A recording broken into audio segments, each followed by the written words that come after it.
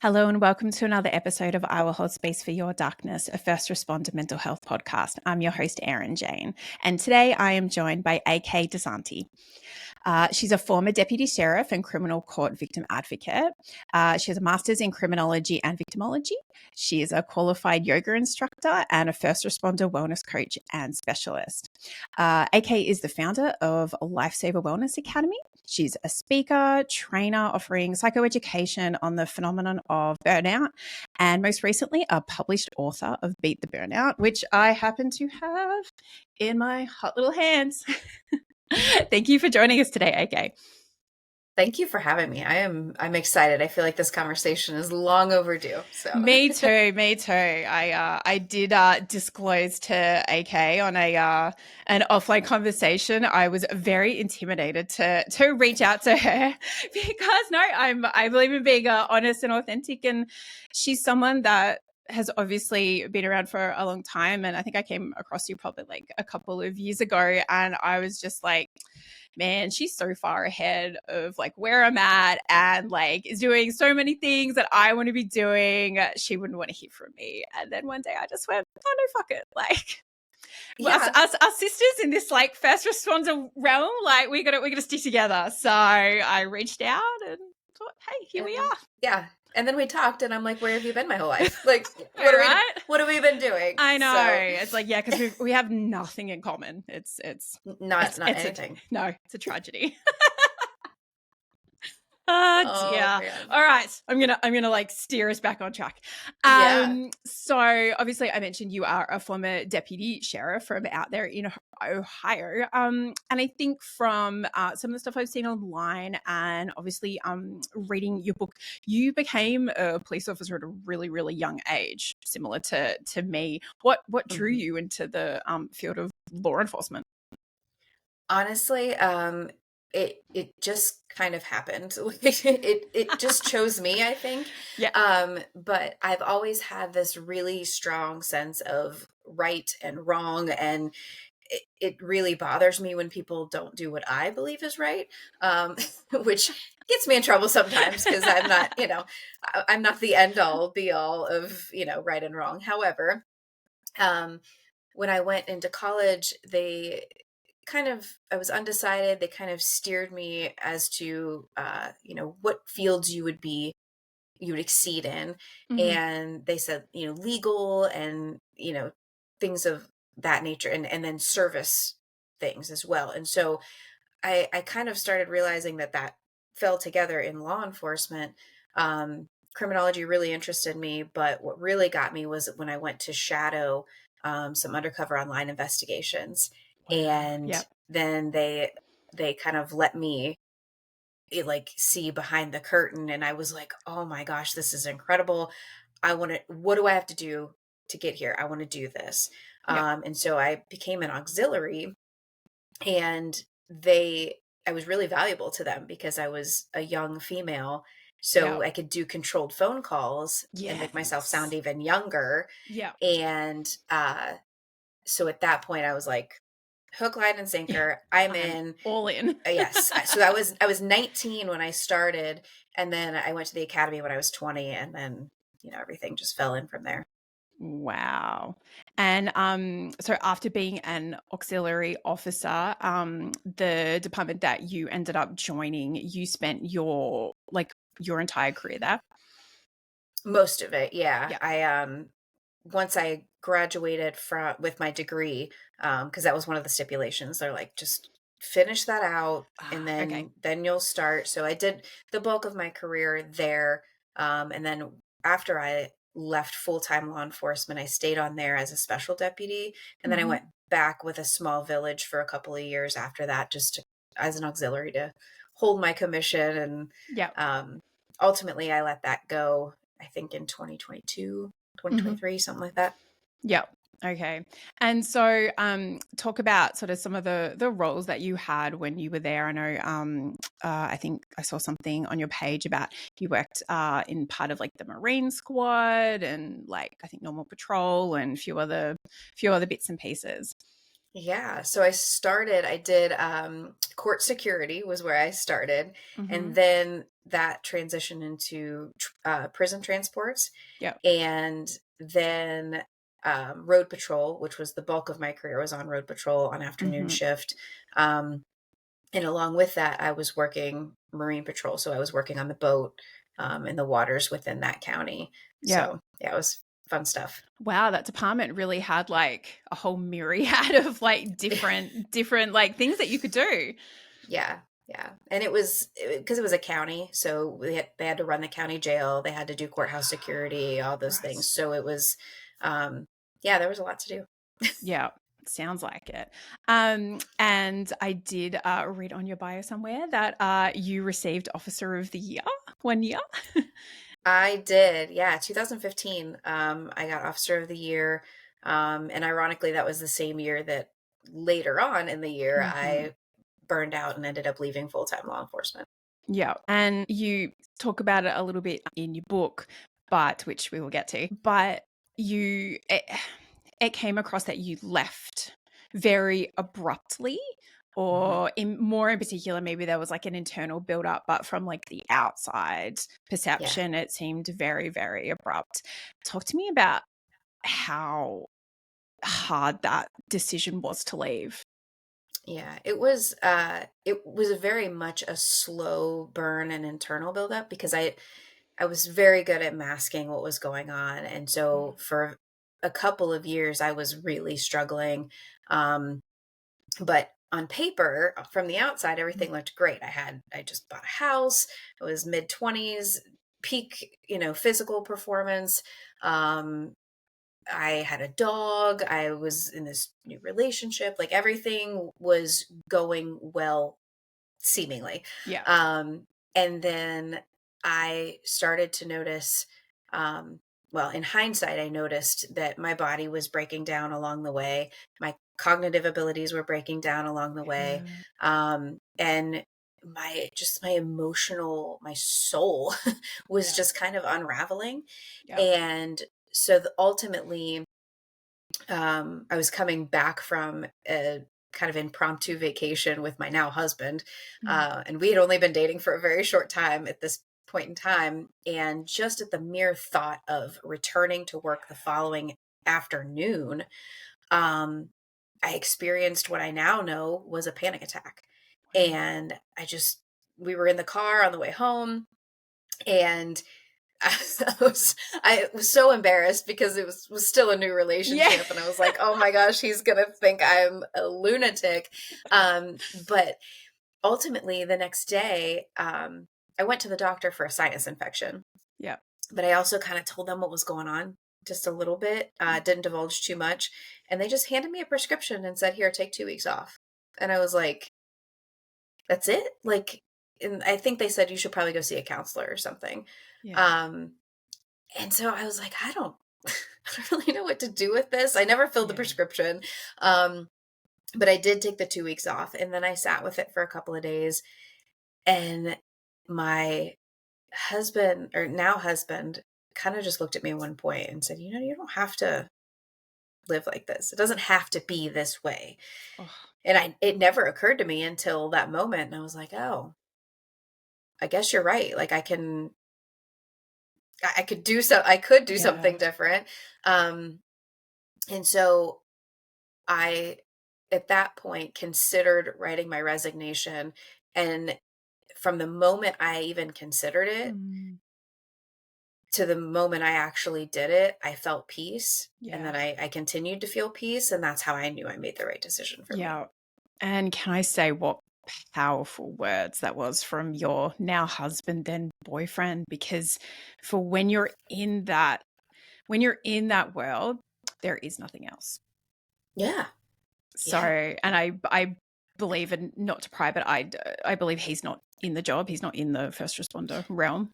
Correct. Yes. Yeah. Yeah. He, Um, yeah, so yeah. he's never been like necessarily in that culture, so he's Yeah. never been in the echo chamber Yeah. of that. And so to have somebody from outside the echo chamber say something that you're like, "Wait a second. What is this?" And he Yeah. didn't know that I had severe depression. PTSD, suicidal ideation, and what I later found out was adrenal fatigue. He didn't know all that was brewing under the surface. I'm sure he had indicators that there was something. Yeah. So it really was a pivotal moment for sure. Mm-hmm.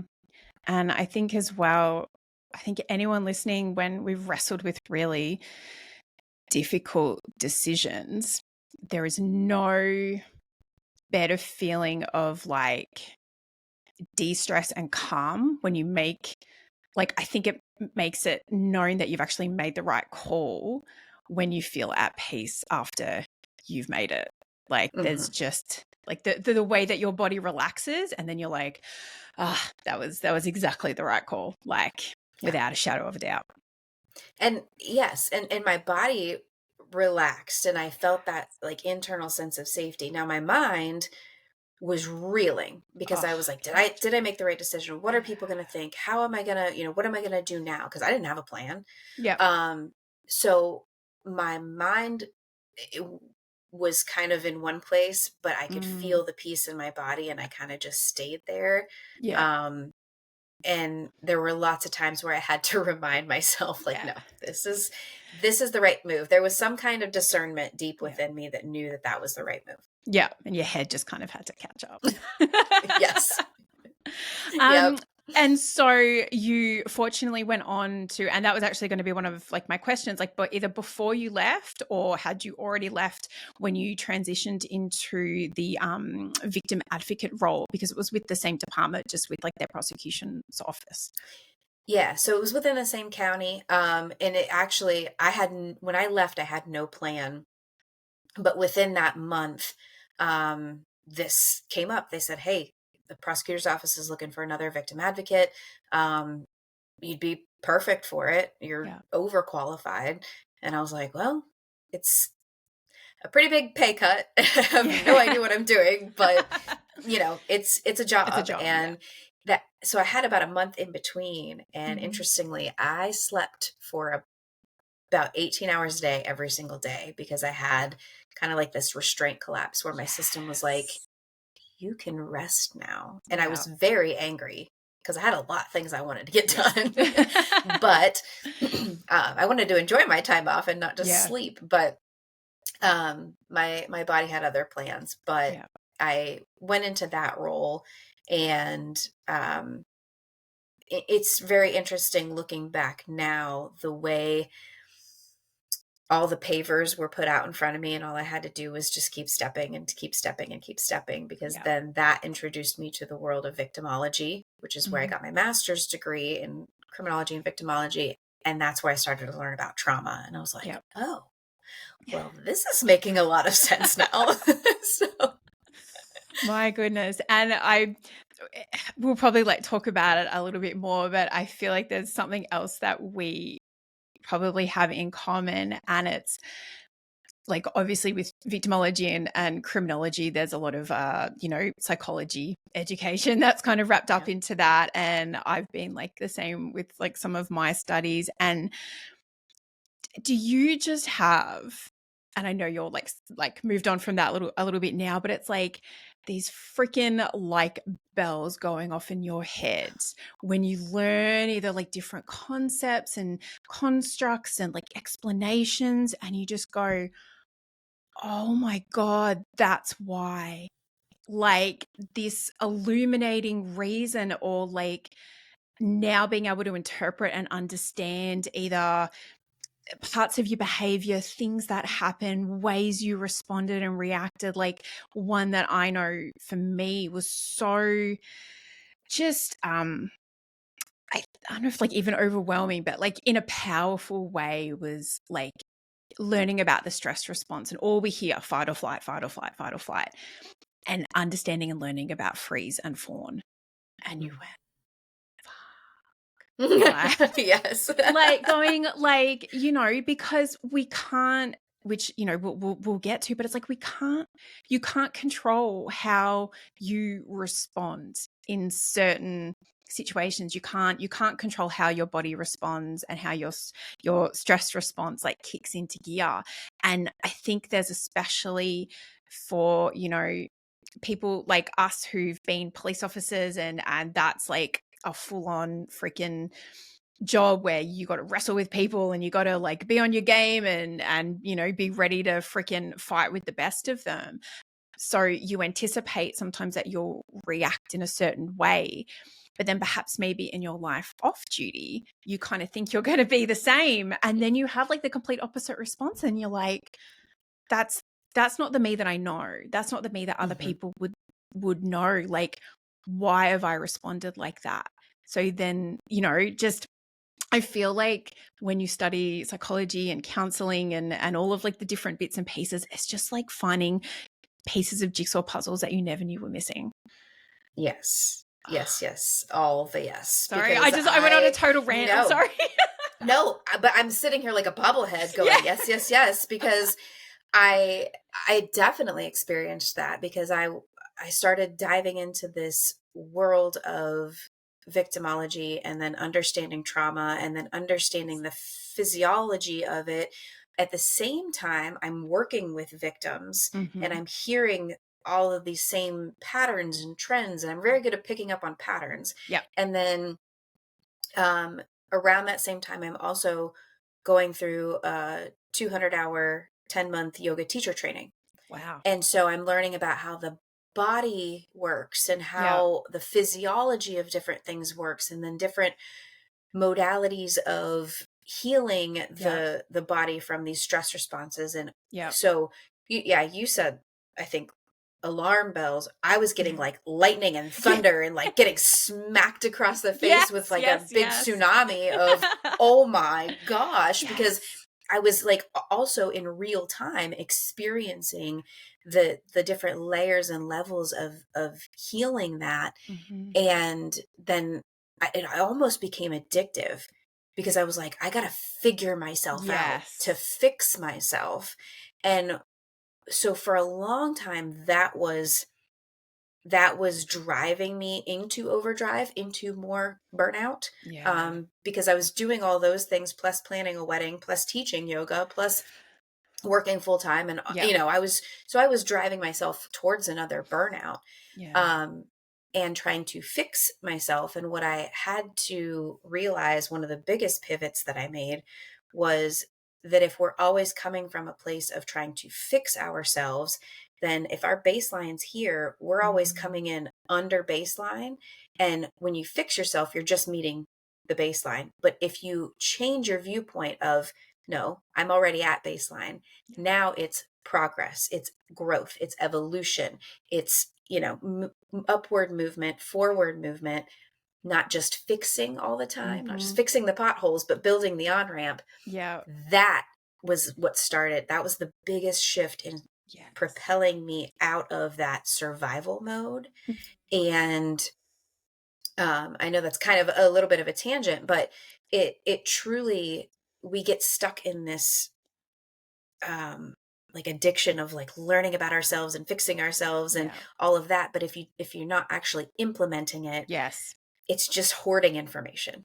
Absolutely. No, absolutely. I couldn't agree more. And I think as well, like you're saying, instead of just kind of staying put and just kind of trying to reach that baseline, like something that I sort of, or like an evolution I went through was there's a lot of power in forgiving yourself for things from your past, for like not knowing better, coping the best you could at the time with the knowledge that you have. And you go, I'm not going to beat myself up about that because I didn't know then and I survived and here I am. So now I can say thank you for like getting me through a really hard point, even if the way I coped was maladaptive or it wasn't like the greatest outcome. But you know what? I'm still here.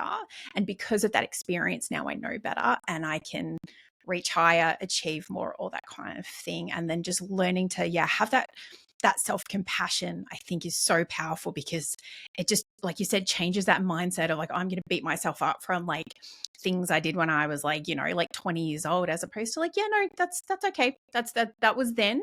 And I don't have to like it, but I can appreciate it for the experience that it was. And now I know better and move on and evolve and grow, like you said.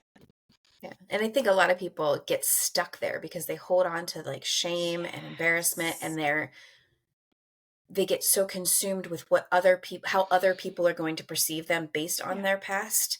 Yeah. And you got to let that shit go. Yeah. Because it's not serving you, and you can't control how other people are going to see you. No matter what you do, you could be Mother Teresa. There's probably people out there that don't like Mother Teresa. There's probably people out there that don't like, the greatest people on earth. And that's not any of our business, Exactly. So we gotta learn how to let that stuff go and love your past self as much as your future self. Absolutely. Thank you for joining me on that tangent. Anytime. I feel like this podcast is going to be full of them, so strap in, people. So how long did you work in that victim advocate role? Just under 5 years. Okay, cool. And I guess one thing would have been interesting too, and I feels like it would have sort of tied in really well with getting your master's. Like, there's that not conversation, but that commentary is a better word of people being like, and I'm going to say she because majority of the time, there might be like a female victim with a male perpetrator. And when it comes to like interpersonal violence or something like that, and there's always that thing of like, why didn't she just leave? No, no, no, no. And then when you understand that even when something like a relationship is bad for us, right? If that's what our body knows, because either from our childhood experiences or we're so used to the way that that dynamic makes our system feel and react, even if something's better, because it doesn't feel normal to us, it can sort of feel wrong. So I guess I'm wondering how often you sort of saw that kind of pattern of these people who logically knew that they shouldn't be with this person or be in this relationship, but would continue to kind of like return to it because it was essentially what their system knew. All the time. And that's actually what drove me to draw the parallel in my book that I talk about frontline service attachment, because it literally becomes a biological attachment at that point, because it's not just what's familiar. It's because there's a cycle that's created, and there's a cycle of, tension building. And so in toxic relationships, abusive relationships, there's the tension building, the explosion, and then afterwards is like the honeymoon phase, that love bombing. And so our system starts to get used to, after the explosion part, there's this relief that comes. There's the love bombing. There's all the oxytocin and all the dopamine and all the good I'll never chemicals. do it again. I love you so much. No. Right. And their system gets used to that. So just like how we train a dog, it sounds terrible, but it's just biology, right? Yep. And so in frontline service attachment that I talk about, it's kind of the same thing. We have these stressors. We get dispatched to a call. We experience the stress of it, potentially even experience some trauma of it or through it. And then we have some relief because we clear the scene. Most of the time, everybody leaves okay. Get a pat on the back. Good job. Attaboy, attagirl. You get a little dopamine hit from that. You survived, so you get an extra little dopamine hit from that. And then you're right back in service. But that right back in service has you bypassing any resolution from the stress or the trauma, and so you're suppressing it. And if you're not actively expressing it, you're actively suppressing it, and it just builds over time. But your body gets used to that. So your body gets used to, I don't care what the call brings, the stress, the trauma, whatever, I'm going to get an attaboy at the end of this, and it's going to feel good, and I'm going to get the relief. Right? So our system drives for that relief. But in the meantime, we collect a lot of other stuff that usually goes unresolved. Yeah, absolutely. And you're right, like the stress response, it's a process. So when we're not completing the process like you talk about in your book, it's got nowhere to go. So our brain isn't processing the traumatic memories effectively, and neither is our body. And then we, how much of like the memory loss and inflammation and all of the things that go along with it, like when we're not completing the cycle, when we're not, I guess, like down regulating our system, it's exactly what we see in this community. People with so many mental health issues and diagnoses and suicide rates and all of the things, because people are not processing and getting themselves right. And I think a lot of it too is we just don't recognize it, because a lot of Who our tells us? stress, right? Well, a lot of our stress feels, it comes from adrenaline, and adrenaline feels a lot like dopamine. It makes you feel really alive, but it comes along with the cortisol that's taking years off of your life. And so you have to be able to recognize it for what it is, because in our brains, we've trained ourselves to say, this is exciting. Most people are terrified, but we've trained ourselves to say, this is exciting and I'm going to move toward it. But we have to still recognize what's happening in our body and the chain reaction that's occurring at the same time. Absolutely. And so talk to me about how, like, I guess you had, your own experience, and it sounds like there was through, your yoga instructing and your education and all that kind of thing. It seems like there was like a bit of a personal, internal psychological reckoning that, you did with yourself, but then turning that spotlight out and recognizing how much of a need there was in like that first responder community. Either like, when did you sort of recognize that greater need, or feel that pull towards like either like the coaching or the psychoeducation or all that kind of thing? Talk to me about that process for you. Yeah. So in 2020 is when I left that advocacy position. And we were in the middle of a pandemic, and I had a toddler. And so I was like, I'm just going to take a couple months off and kind of, let myself just be for a minute, and I was grateful enough to have that opportunity. And so I took a few months off, and I felt like I had no direction. I was like, do I go the yoga direction, or do I go the law enforcement direction? Like, where do I need to go? Because I still had my commission as a law enforcement, but as a mom at that point, I couldn't reconcile like getting back into uniform full time. So I just sat with it for a while, and all of a sudden one day just hit me like a lightning bolt, and I was like, duh, put it all together. Like, if I can get to this place over the last few years with just the things that I've done, and I've done all these certifications, all these trainings, all this learning, all this research, because I'm a nerd.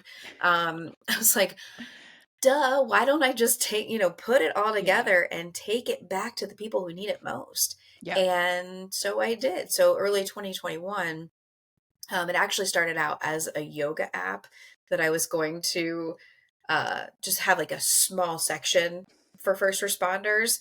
And somebody was like, why are you playing small? Just go all in with the first responder thing. And I was like, go big or go home. because I had so many limiting beliefs that people weren't gonna understand it, and they were gonna just dismiss it right away. And the more I started talking to people about it, and the more I started explaining the science behind it, and making it really consumable and simple to grasp, the more people were like, wow, this makes way too much sense. And so I did. I went all in. I created Lifesaver Wellness. I have always been told that I should be a coach of some sort, and just be like a mentor type person for people. And so I was like, well, let's develop a framework and put some curriculums together. And I, again, am a nerd, so that was a lot of fun for me. And it's all right. I'm right there with you. Don't you worry. Yeah. So I did that, and then I started doing trainings for fire departments and police departments, and it took off from there. And 4 years later, I don't know, 4 or 5 years later, here we are. And yes, 4 years. And yeah, so that's, it just kind of evolved, but it just made, again, it's one of those, it just made sense. It was like, it was almost decided for me. I just had to Yeah. get on board. Yeah.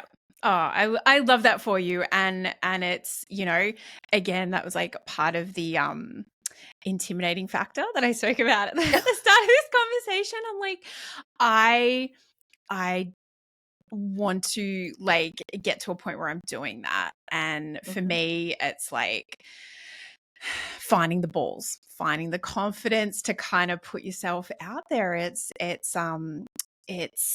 tricky and it's challenging, and I love that you took everything, all of your wealth of knowledge and everything, and from my perspective, so incredibly inspiring, because it's kind of like, yes, cool, this is a thing, this is like, and what I love, because I know Erin, is it Maccabee? Mm-hmm. Yeah, like she's out there doing similar kind of things. Like there is so many of us, and Yeah.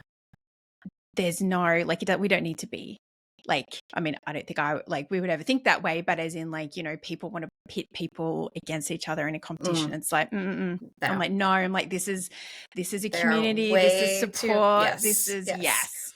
There are way So too many first responders that need us out there to stand in the gap. exactly. There's no need for the competition. I don't have time for it. I don't I have 2 small children. I don't have time for a whole lot of things. So I don't have the time or the patience for drama. No. And it's too important of work to be at odds with anybody who's also trying to help people.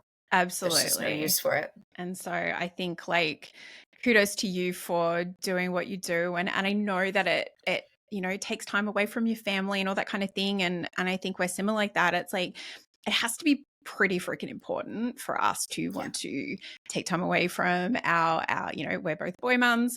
We really ride that train hard.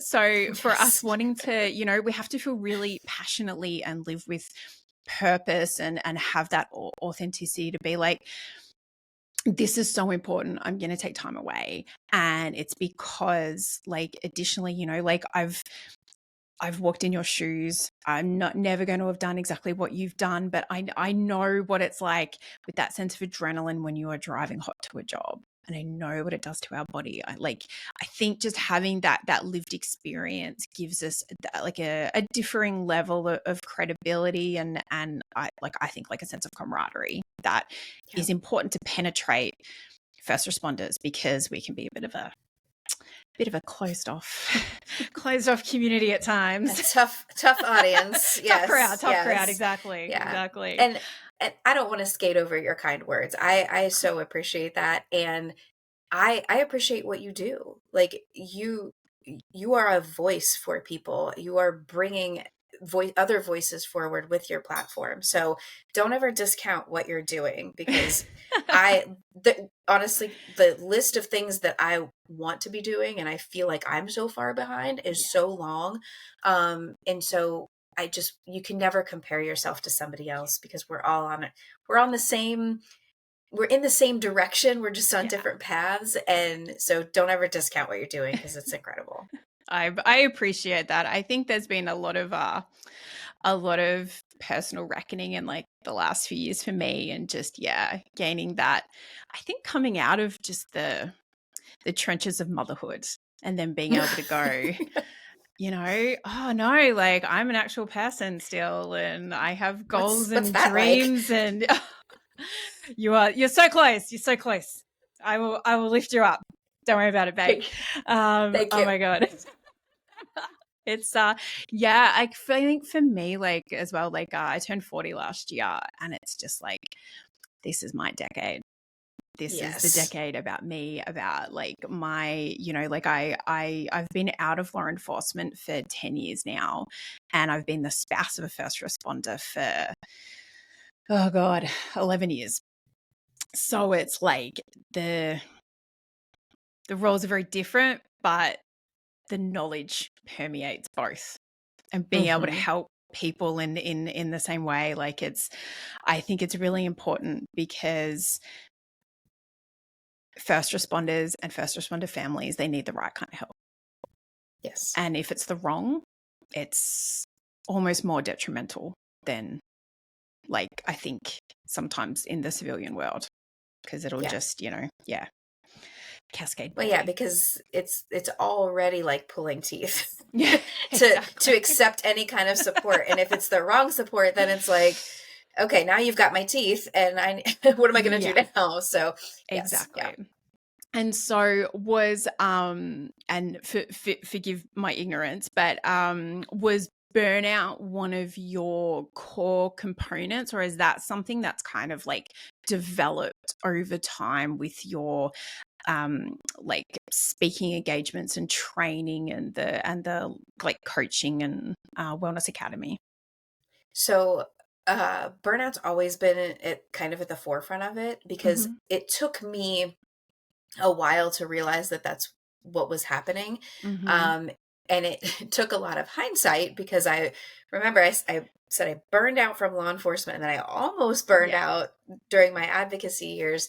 And what I had to realize was that it was because my nervous system was stuck in the on position.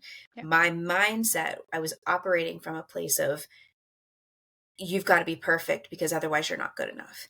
And so it was just this overdrive. And Mm-hmm. um, so from the very beginning, I think my first workshop that I did was Beat the Burnout Boot Camp. So Beat the Burnout has been a thing Wow. since the very beginning. Yeah. And I think that it's something that we have in the first responder culture, we've come to normalize it, Mm. because we say, well, everybody's burned out. Yeah. Well, Everyone's exhausted. Everyone's, yeah. let's not normalize it. Now, let's not just accept that Yeah. blindly and say, well, that's just the way it is, Mm. because it doesn't have to be. And so what most people don't realize, and this is why I'm so passionate about it, is the final stage of burnout in the 12 stages is suicide, or wanting to not be in your own life anymore. Yeah. And that doesn't sit well with me, because we're normalizing this slow burn. Yeah. But what happens when all that's left As are a the result. ashes? Yeah. And then we go, wait, what happened? And it's like, well, you normalized the silence, you Yeah. normalized the overdrive, you normalized sacrificing yourself for a job that's not paying you dividends, Yeah. or It's you're not a you're reciprocal relationship. yes, like, and you've put your entire identity and personality into this thing.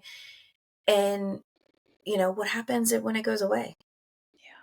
And so it's so important to me to catch people in that middle ground before it Mm-hmm. becomes a mental health disorder, before it becomes, detrimental, or something that where they've, you know, on their fourth divorce, and they've got a raging alcohol problem and can't seem to show up to work on time, and all of these Yeah. other things where it's affecting their life and their performance at work. Yeah.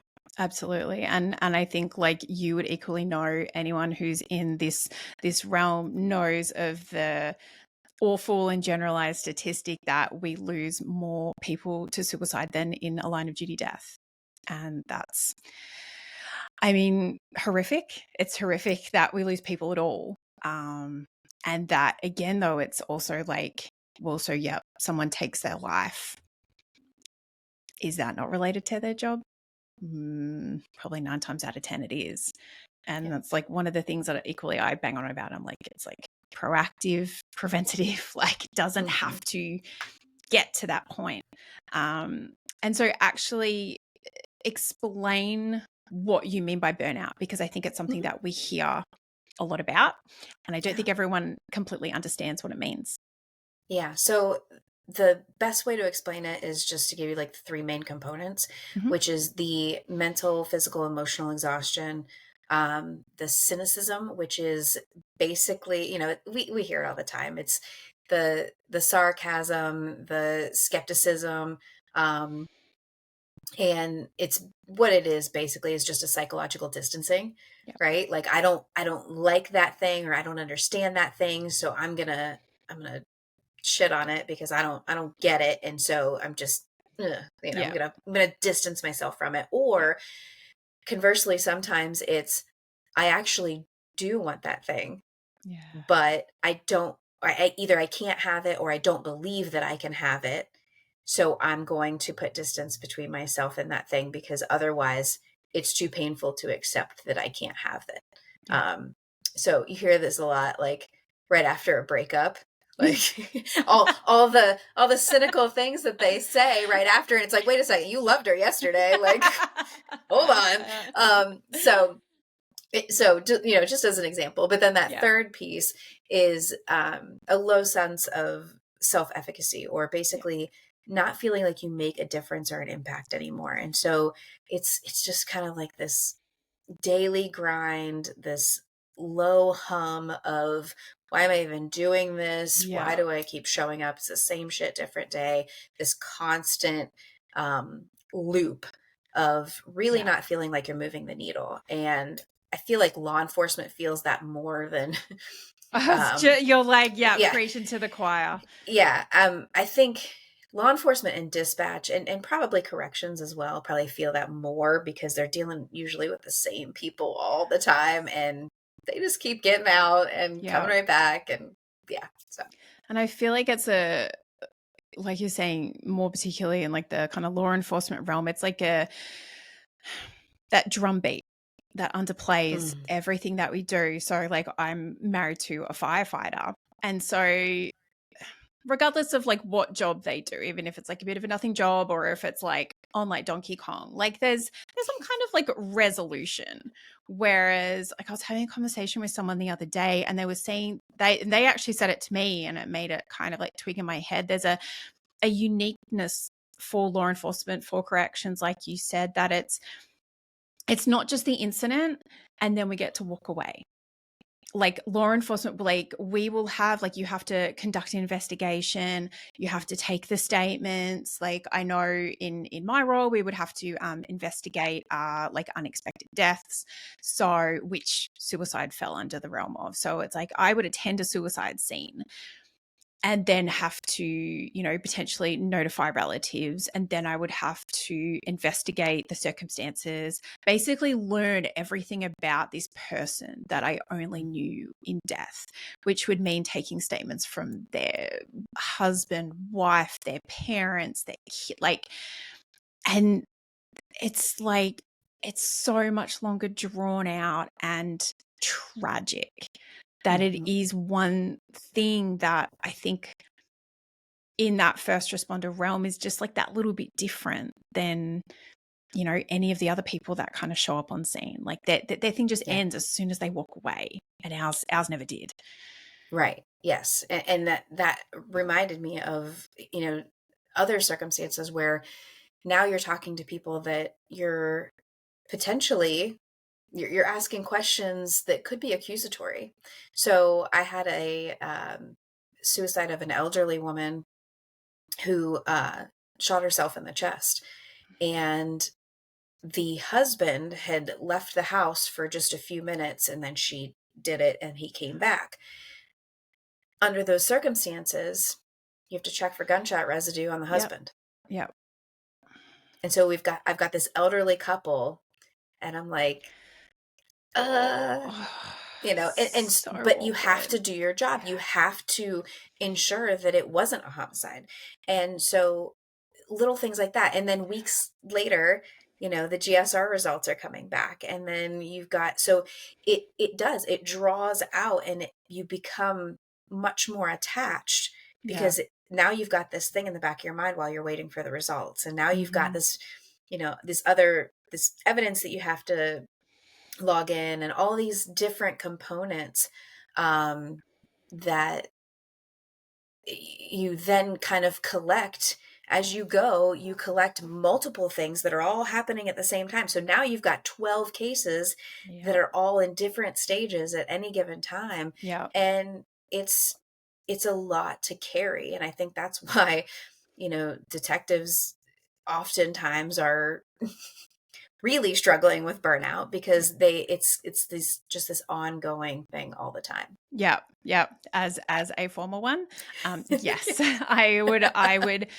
I think I would struggle to remember when I would have leave and I didn't get sick, Mm, because like your body just finally went, and it was like you were saying, in your gap between leaving your sheriff position and starting at the prosecutor's office, like your body just like wants to shut down, and you kind of just mhm. go.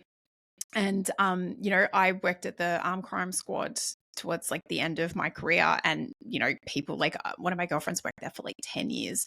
And it's big jobs, big results, huge resources, huge time factors. Like you could easily work, you know 17, 18 hours every single day and still have to show back up the next morning. Yeah. And you would just like, and you would just like a zombie, like you just, or like a lemming, or I don't even know what like the analogies. You would just freaking march every single day.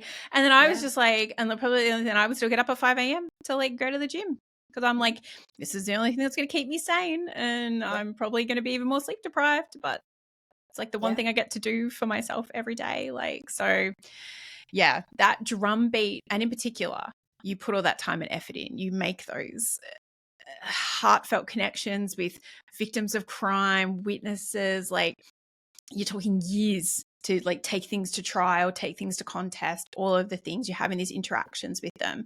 And then there's that drumbeat, like you were saying, of like the lack of fulfillment, or almost like a lack of purpose when you put in all of that hard work, and then they just get like a slap on the wrist or something like that. And you're just like, why do I bother?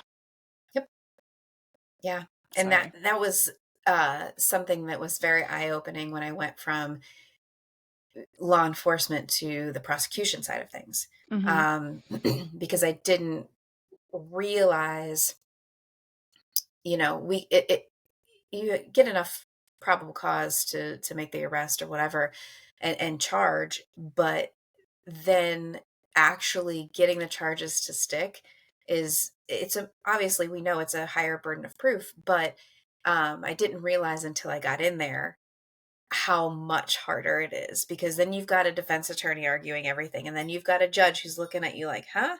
And so that, I think, helped me to kind of reconcile some of those cases that didn't go through, because it's a higher burden of proof. So Yeah. you get them into the system, and you're not always going to win, and that sucks. Yeah. It just does, because we we can know in our hearts and in our gut, um, in our cop mind, that they're guilty, but proving it Yes. is something totally different. And um, Absolutely. so yeah, that was helpful for me to kind of reconcile some of those past things for sure. Yeah. Oh, that's good. It's yes, the ones that stick in your craw. You're like, Yes, yes. you're like, And hopefully, like the karma train comes and gets you instead, mate. yes, and I had some, because I switched kind of rapidly. I had some that I had been the charging officer, and Yeah. then I was assigned to be the advocate, and I was like, this is a conflict of interest. Somebody else needs to take this case. Step away from this one. Yeah, Exactly. yeah. And so you've explained what like the components are of burnout, and I Mhm. think we can understand how prevalent it is. Like I even did a paper this semester on one of the aspects was burnout in amongst the first responder population. Talk to me about, and I know you're not a doctor, but is there part of you that is kind of like, I think this needs to be considered either like a mental health condition, or where do you think the future of it is going? Because from my understanding at the moment, it's considered a quote unquote occupational phenomenon that's been Yep. recognized by the World Health Organization, but it's Yes. not in the DSM-5 or anything like that. Where do you think it's kind of going to go in that respect? I think that it's it's certainly recognized by mental health professionals, to the point where insurance companies are now recognizing it for like FMLA leave and things like that. And Yep. EAPs are starting to recognize it, and Okay, that's HR and awesome. all of that. So that's super helpful. I don't know how I feel about it being necessarily like in the DSM-5 or anything like that, because I don't feel like it's a disorder, because it's Mhm. actually your body just Yeah. operating exactly how it's supposed to and saying, "Hey, you need to change up your circumstances." But You I consider it more like do, a symptom over like a part of the symptomology of something? yeah, I think that employers and EAP and HR and all of that recognizing it is an incredible step forward. Mhm. Um, and acknowledging that, maybe some time off is needed, maybe some accommodations are needed in the interim. Yeah. Um, but I don't know that it needs to be its own diagnosis, because it's a symptom of, it's basically a dysregulated nervous system stuck in either in the on position or the off Mhm. position. Sometimes it's toggling back and forth, Yeah. or like a functional freeze. That's what I see most often with first responders in Mhm. burnout, is that they're super effective at work, and they Yeah. can go and be connected and be sociable and 100%, and then they come home and they freeze, and all of a sudden they're the Yeah. grumpy bear in the lazy boy chair. They got And nothing left to give. right, and so it's dysregulation on one end, being driven by stress, and then dysregulation on the other end of just, total shutdown. And Yeah. so um I don't think that it would be hard to diagnose, but I don't know that it needs to have its own Yeah. category. Yeah. Yeah. But that's a very interesting dichotomy too, to like having the, like you're saying, like, the switching between when, when we're like in our on situation for to be at work, and then off when we're at home. And there was, I'd love to sort of hear as well. So I think one of the things that like we come up against when we're trying to help people in this community, and especially on like the spouse side, and you used an analogy about like trying to sort through, I think, like a collection of paper clips or something like that, um, in your book, that as in like trying to sort out mental health conditions and symptoms and all that kind of thing. But I think one of the things that like we struggle with, so you've got like, it's we're having this conversation in June, it's PTSD awareness month. Obviously burnout probably gets like looped into like one of like the symptoms of PTSD. We've got depression, we've got all the different things. I think some of the effects of the roles that we do also show up and mirror a lot of the symptoms of PTSD and burnout and all of the things. And it's something, I think we wrestle with when like we speak with coaching clients. I think it's something we wrestle with when we're speaking with first responders, when we're speaking with their spouses or that kind of thing. Like, I guess maybe talk to me about how people can differentiate, because is someone showing up because they've just had like a long shift and they're tired, or are they burnt out? Are they hypervigilant because they're still kind of switched on, or they got PTSD? Like, sort of, yeah, talk to me about, there's a bit of a word salad question, I apologize, but yeah, like I'm tracking. It's okay. but yeah, so like I've like, and even like, in like my personal life, like I have a first responder partner who comes home after a 24-hour shift, who is like exhausted and sometimes cranky and all of those things, and you kind of like, okay, like what am I seeing? And I think in particular Yeah. for spouses it's really hard to discern. So if you can share some thoughts on that. Yeah. Yeah. I think in this day and age of social media and the wealth of information that's out there, I think sometimes we try to jump to putting labels on things, Mhm. and saying, well, that's anxiety, or you've got PTSD, or you're depressed, or whatever the case is. And I think more important than trying to figure out what it is, because honestly, there are days where I'm like, okay, is this residual PTSD? Is this my ADHD? Is this just mom brain? Like, what's going on? And so we do that, and we're like, is this depression? Is it anxiety? Am I just an asshole? Like, why? you know, so we try to figure it out. We try to put a label on it, and that's normal and natural because our brains just try to make meaning of things. But I think more than anything, it's recognizing that almost all of those things overlap. And if you were to do a Venn diagram with 7 of these all different things, and you put together the things that overlap within them, what it usually all comes down to is a dysregulated nervous system. So it's just a nervous system that isn't getting the proper care that it needs. It isn't getting the proper rest that it needs, or the proper acknowledgement of what it's experiencing.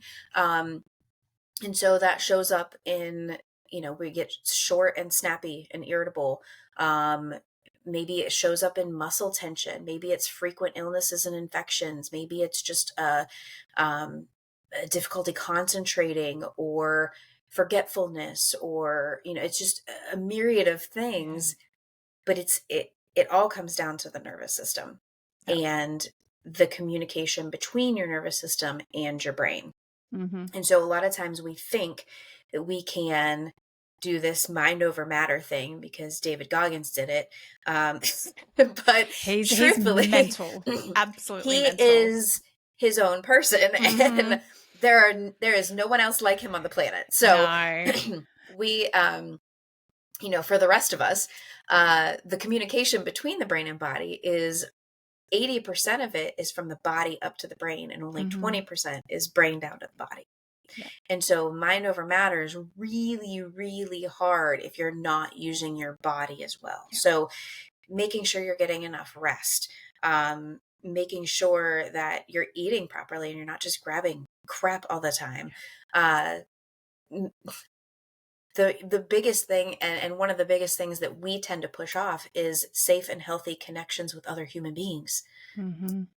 But that's a tough one if you don't feel like you're safe within yourself to make that connection. But exercise, sunlight, drinking enough water, all of these things are actually very important to your mental health. They are repeated ad nauseum for a reason. Because they actually do help. They're like the building blocks to have a healthy one. Exactly. Yes. And so in situations where you're supporting somebody in that way, or you're supporting somebody that's struggling and you're just trying to figure out like what's going on with them, it can be, really hard, because if they're not willing to take any action, I think most importantly, it's not about trying to fix them, but just approaching it with curiosity, asking questions. How can I support you today? Not like, and here's the thing, when you're dysregulated, you might hear, "Did you drink enough water today?" as a personal attack on your character. So it's kind of like, there was a hidden FU in there. Right. Like it's kind of like walking a tightrope. Because if you're super dysregulated, you might not be as receptive, but I think it's just being that support, listening, and lovingly sharing what you're seeing, and mirroring it back, just like my husband did to me, like saying, he got me out of the echo chamber just by saying, you don't have to live like this. So being that loving, supportive person, and but also, you don't have to take a bunch of shit either. Like, if the person's being awful to you, that doesn't mean that you just, it's a lay down and become a doormat. Yes. And so it is a fine line. And so I think it depends on the individuals, but not trying to constantly fix, just being supportive, focus on the basics, and just being there. Presence can be very powerful. Yeah. And I think, thank you for sharing that, because I think it's really important. And I know even with like all of my knowledge and experience, like it's hard to have those conversations with the people that we love. It's like trying to find the right moment when they're not like about to go to work, or they're just come home from work, or they've been awake for 40 hours, and all of the things. It's really challenging and can be very overwhelming to try to tell the people that we love, I'm worried about you. I'm seeing something that's worrying me, scaring me. Do you know how you're showing up? Because this is what Mm-hmm. it is from our perspective. And so I think you're right. Even just like focusing on those the core basic things can have such a monumental impact that I think we forget easily. Yeah. Yeah. Talk to me about, as I pull it from the thing, talk to me about Beat the Burnout, which, and I will freely admit, I have a pencil because I underline like a giant nerd, and I'm only halfway through, so I have not got to the conclusion of it yet, unfortunately. Talk to me about where it came from. Is this something you always wanted to write? What the process was like, and all of the things. Well, the process was long because I delusionally thought that I could start writing it um when I was like 8 months pregnant. And I was like, "Oh, I'm going to have all kinds of time off Yeah. coming up." Yeah, no. I got to that part in the book, and wow, you were very delusional. Yes, I was. For some reason I was like, I could, because I had so much content. I was like, I could knock Just this like out copy and in paste. 6 weeks. Yeah, just no big deal. It took uh a year and a half because we moved the day before I had my second child. So um it got put on hold for just a little bit. And truthfully, I put so much research into it because I do have a little bit of drive to be perfect. I don't like the thought. I guess I'll just, if I'm going to psychoanalyze myself, it's coming from a place of fear that somebody's going to read something and disagree with it. Question. And I'm Yeah. like, so I gotta, I'm like, let me back it up with all the science. But as well So though, you're talking about a lot of things that, to be able to speak with it like as an authority, all you're doing is just backing it up. It's mhm. like, and it's great. Like we talked offline, and I think I was like talking about like my giant list of journal articles that I've collated, and you were like, wait till you get to the back of my book. Yeah. You're like, Yeah. you're gonna be so excited. Yes, But yes, yeah, like yes. it's no, you just like it's you essentially you cite everything that is medically based or psychologically based, you cite it, which I think Mhm. adds an incredible amount of credibility to everything that you're talking about. So please Oh, continue. But thank you. Well, I no, and I appreciate that because it wasn't just, let me Google an yeah, article. It was, let me pull up the actual research journal. Let me pull up the empirical data. yeah, Um, because I mean, luckily I have the background and the masters to know how to research. But I see all too often people who are well intended in this first responder wellness space, just googling things and then getting in front of an audience of people and repeating them, and it's dangerous because Google's yeah, not always right. yeah. And if you start to dig into the articles, you basically find that it was just, they just cited another article that cited another article that cited another article, It and gets there was lost in never any, translation. Yeah. yeah, there was never any evidence basis for it. So anyway, I'll get off my soapbox now. But I no, it kind of came about just as again, like a natural evolution from the speaking. Mm-hmm. Somewhere along the lines, from the dozens of podcasts and speaking engagements, people told me I had a powerful story, and I was like, "Meh, okay." I mean, it's nothing special, but I think that's what makes it relatable. Yeah. And if I can use my misfortunes as fuel for uh, lessons for other people, Mm-hmm. then, why not collect them in a book and make it a really affordable option? And so I did. And it was quite the journey. It drudged up a lot of stuff. And I can say even though it drudged up a lot, we've barely even scratched the surface. Yeah. So um more to come. But yeah, so it's been great though. I've had the whole point of it was just to help people Yeah. and provide a voice for people who maybe don't have a platform, maybe um don't even have the language yet to express what they're feeling. Mm-hmm. So to give them that, I've had people, some of the best messages I've gotten are people who've said, I took this into my therapy appointment and read them this section, and I was able to explain what I was experiencing. And I was like, well, there it is. Wow. You're like, That's I can my retire my job here is tomorrow. done. Yeah. And so, that's giving helping empower people and giving Yeah. them that language is the best gift um that I can hear back, as far as feedback.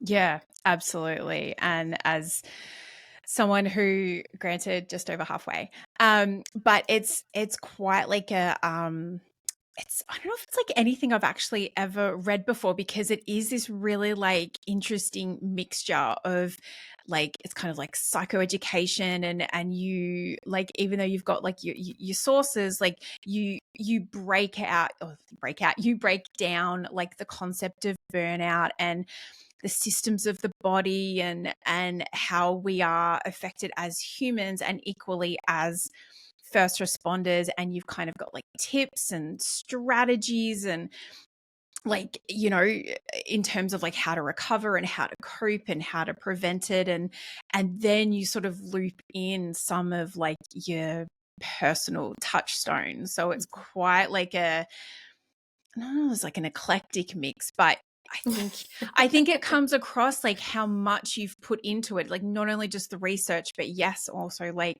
you're saying, that kind of like personal reckoning. Because I can, like, reading it, I can imagine that there are parts of it that you've kind of put out from like the recesses of your past that you probably have left alone for like a really long time. And so Mhm. having to delve back into uncomfortable memories, I know can be like super challenging. So even maybe like share, if you can, like about that in terms of like how it has been to confront some of that stuff along this journey.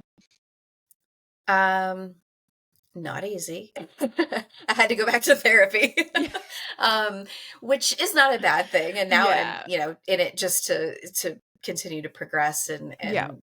ditch some limiting beliefs and things like that. But Yeah. um, there was a time that it brought me down quite a bit, and I think it was part and parcel because I was postpartum, uh, and drudging up all of these old things. But what came of it, I think, ultimately was really beautiful, and being able to, actually get myself back into that place where I Mm-hmm. was, so that I can relate to the people who are maybe in that place now. Um, that was tough because I've done so much work for so many years to pull myself up out of those trenches. Yeah. But it unequivocally was worth it to get back in that place, just to maybe pull others out. And I was I'm glad that I'm glad that you appreciate like how much effort was put into it, because truly, as you continue to read, you'll see that it's basically it's written in a very specific order Mhm. to start where you're at now Yeah. and take you to places where only our hearts can imagine. Yeah. And that was very intentional. The Mhm. language in the very beginning is very simple.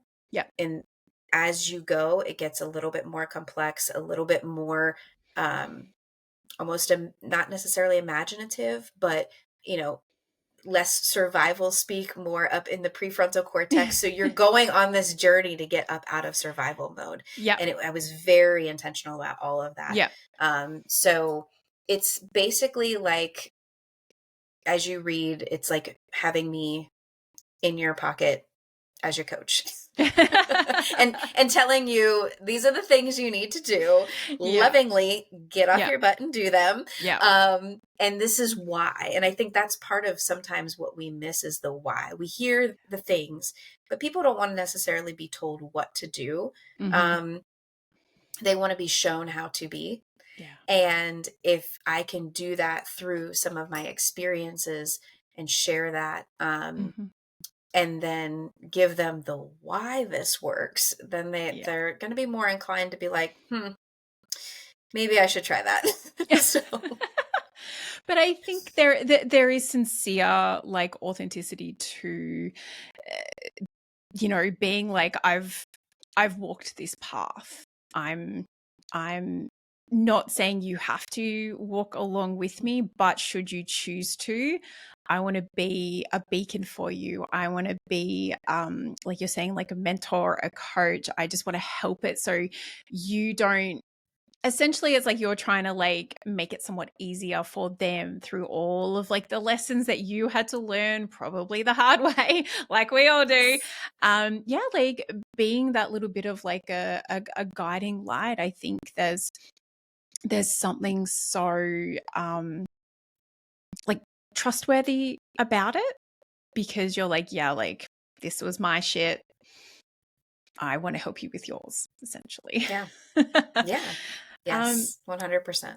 and I guess maybe talk to me about, how have you wrestled with putting yourself out there in this way? Because obviously you've already been, like, out there. Like, I think probably one of the first times I came across you is with, like, you do these great, I don't know if you do them on TikTok and then they go to Instagram, or vice versa, like these great sort of, like, short, like, but, like, raw sort of, like, in your face videos where it's like you're very, like, you have a very sort of, like, no nonsense approach, but it's not mean or demeaning or anything like that, but you're just kind of like, these are the facts. This is how it is. There's no muss, no fuss, all that kind of Yep. thing. Um, so that's kind of like how I sort of came across you. And then in this book, like, you share some very, like, personal information from, like, your journey and your mental health and all that kind of thing. And I can, like, look at it like, I sort of share, certain bits and pieces about my life and from my past. And, like, I talk about my dad's suicide a lot, because not a lot, because that sounds weird, but I put it out there so that, like, because some people aren't comfortable talking about it. And whereas I'm in a place that I am comfortable talking about it. So I try to talk because others can't. And so how have you either found that process, or had to reconcile with going, you know what, I just have to kind of, like, put it out there and I can't really control what comes back? um that was very hard in the beginning.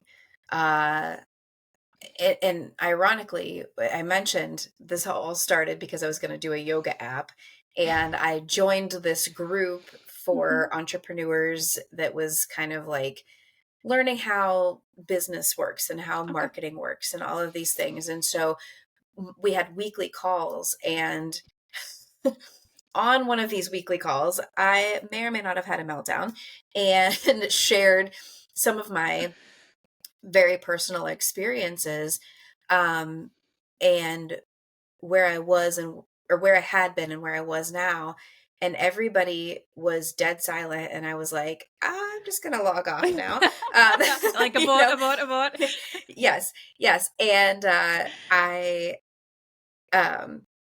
they all went, um, so that's your story. Like, you need to own that. You need to share that. That is how you're going to connect to people. Like this, don't try to be like some kind of yoga guru. Like, you just need to be you.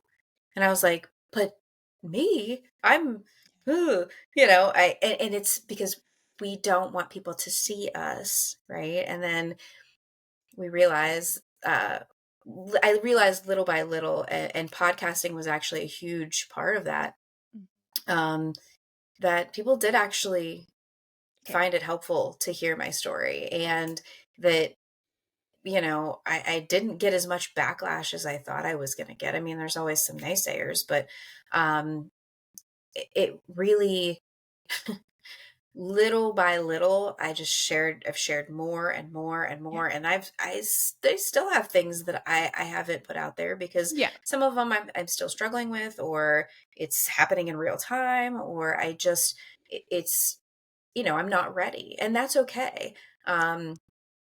That I think that job security is all that is, it's going to keep unfolding. But, um, it, it was very hard initially to get over myself, Yeah. honestly. Um, and just do it, even though I was very scared. And I think the biggest part of it was, I had a lot of family that didn't even know that I had struggled so bad. And Wow. so I was like, Yeah. That's so always I awkward. had to make a couple phone calls and be like, Yeah. so before you listen to that podcast episode, and so there were a lot of hard conversations that needed to be had. Um, and now that it's all out there, I'm like, whew, I should have done that years ago. Like the amount of freedom Mm. that comes with just being your authentic self and not feeling like you have to hide anything. I can't even begin to explain the night and day difference of where I was 10 years ago to now. Yeah. Yeah. Well, I commend you because it's hard. It is hard to we know as first responders or as former first responders, like vulnerability is tough. And especially in the roles that we did, like it was you don't. You just fucking shut that shit down. And so then to be vulnerable and put ourselves out there, whether it's writing a book, podcast conversation, all that kind of thing, it's a choice, but it's a hard one. So I commend you for it because I can imagine it, took a lot out of you. It did. And I have been very fortunate to build this, whatever this is that I'm doing, to build it slowly and intentionally.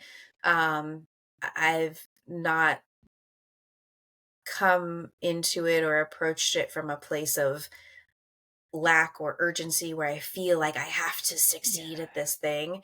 That has started to creep in a couple times, and I shut it down because that's an avenue to burnout, Yeah. and we don't do that here. So so it's a different way of being. Um, but it feels pretty great. That's awesome. And so if there's like people who are either like just hearing about the book or they're like, oh, like that sounds, really interesting. I guess maybe, and it's probably wrapped up in the entire conversation that we've had, but what's like the main, I guess, takeaway that you want people to know either from like reading the book or being interested in it or that kind of thing?